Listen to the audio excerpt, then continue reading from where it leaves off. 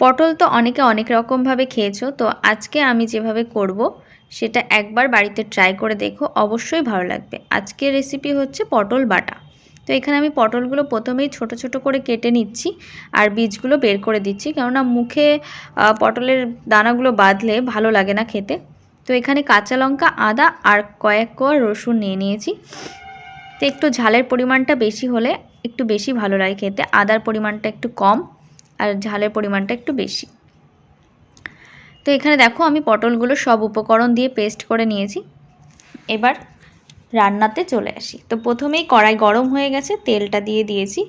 ফোড়নে দিয়ে দিলাম কালো জিরে আর জিরে, মানে সাদা জিরেটা।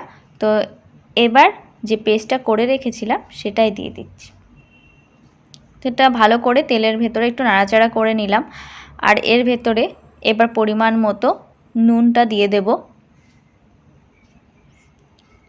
আর দিয়ে দেব পরিমাণ মতো হলুদ। এবার ভালো করে আমাদের নাড়াচাড়া করতে হবে। তো যাই হোক, মিডিয়াম টু হাই ফ্লেমে রেখে হতে দেব, কেননা এটা কিছুক্ষণ পর পর ভালো করে নাড়িয়ে নিতে হবে, তা না হলে লেগে যাবে কড়াইতে। তার জন্য কিছুক্ষণ পর পর ভালো করে নাড়িয়ে চাড়িয়ে নিতে হবে। এইভাবে আমি আরও 5 মিনিট হতে দেব।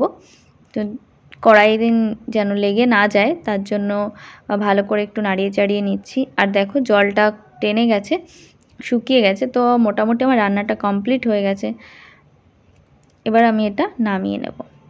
তো এটা খেতে তো দারুণ টেস্ট হয়, গরম গরম ভাতের সাথে একবার খেয়ে দেখো, অবশ্যই ভালো লাগবে। শেষ পর্যন্ত ভিডিওটা দেখার জন্য ধন্যবাদ। আর যারা আমার চ্যানেলে নতুন ভিডিওটা দেখছো তারা অবশ্যই সাবস্ক্রাইব করে দিও।